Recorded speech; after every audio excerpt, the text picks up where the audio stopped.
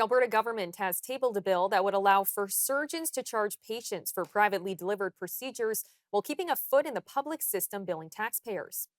Premier Danielle Smith's government previously said family physicians would be eligible, but they are not included in the proposed legislation. Government officials say the bill is about offering flexibility, reducing wait times, and giving Albertans the option to pay for procedures without having to travel out of the province. I want to discuss the dual practice model that would modernize rules outlining how physicians participate in Alberta's publicly funded system. It is the most significant of the proposed amendments, as it reflects bold and innovative changes that will increase options for patients and physicians and shorten wait times. If passed, physician participation rules will change to give doctors the flexibility to work in both the public system and also in private settings. Dual practice will allow physicians to continue providing insured services through the provincial health insurance plan, while also delivering private services, giving them more flexibility and encouraging innovation. Alberta patients will continue to receive care through a strong public health system, but will also have the option to purchase services they are currently waiting for, such as hip, knee, or cataract surgeries.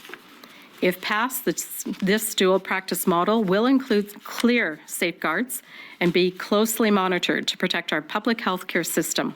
So dual practice physicians will be required to maintain fully separate records for public and private services, ensuring that no public funding is used to subsidize private care.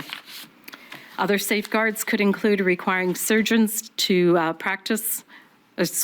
other safeguards could include requiring surgeons in dual practice to perform a dedicated number or ratio of surgeries in the public system to qualify to practice in the private sector. And we could also limit certain specialties to public practice if shortages threaten access to essential care. Joining us now to unpack what this means for the province is our contributor, David Clement. Now, David, let's start with actually understanding what this means. Could you start with walking us through the logistics of how dual practice actually works? Yeah, so kind of as was explained in that clip, it will allow for physicians to work both in the public system and bill privately. That could be to a private insurance company, it could be somebody paying out of pocket. We're realistically looking at things like cataract surgery, knee replacement, hip replacement, that type of surgery where wait times are getting increasingly longer, not just in Alberta, but across the country. There is no word yet about what the ratio will be. And what I mean by ratio is the amount of surgeries or percentage of time a doctor has to spend in the public system before they can bill privately. And there is some limitation in terms of when they can actually do these. So right now it's being understood that it would largely be done outside of regular hours. So you're looking at evenings and weekends. Now, the way the Alberta government is explaining this plan, it sounds pretty seamless, but what are the main criticisms here? So the main criticisms is that it would prioritize those who have the ability to pay, as opposed to the priority being those who need it. There's also some concern about having surgeons do surgeries outside of regular hours, and that's just because there's already a shortage in many aspects of surgery, and there have been lots of reports about burnout in the medical system. So, for example, it may be one thing to have a surgeon who's capable of doing surgeries, let's say after hours or on a weekend, but you also need surgical nurses and all the other support mechanisms involved in that. So, I think those are some of the more finite criticisms of what's being put forward. And how we solve those, I think, is still a little bit, there's still some answers that need to be flushed out here from the province. And critics are also arguing that this is opening the door to American style healthcare. Would you say that this is pretty accurate? Well, no. No, because it's still universal, right? The healthcare system in Alberta would still be universal. So, in the same way that the existence of private schools does not mean that students in Alberta or anywhere else don't have universal access to grade kindergarten through grade 12 education. So it isn't American style healthcare really in any way. It mirrors more of what Europe does. Almost every country in Europe has some version of this model. And for the most part, especially among countries whom we would consider peers, they spend less on a per capita basis in terms of public money, and they either have the same or better outcomes in terms of patients, whether that be everything from cancer down to wait times to have a knee replaced. So I would say it's more embracing the European model than anything that resembles the American model. So you mentioned European countries that have dual practice. What could Alberta or Canada actually copy from these systems? Yeah, so a lot of the countries in Europe are different. France, for example, pays doctors a salary when they work in the public system, and they get fee for service in the private system.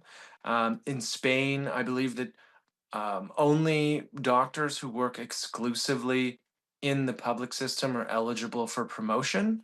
And that's a way to try and hedge against having an exodus of medical professionals leave into the private sphere. And that's where you would maybe have concerns over prioritizing access to care. And then, not in Europe, but Australia has about a 50-50 split between surgeons working in the private system versus the public system. So these are it's may sound radical to Canadians who are very accustomed to our healthcare system, but it's not that radical of a alteration when you look at countries throughout Europe.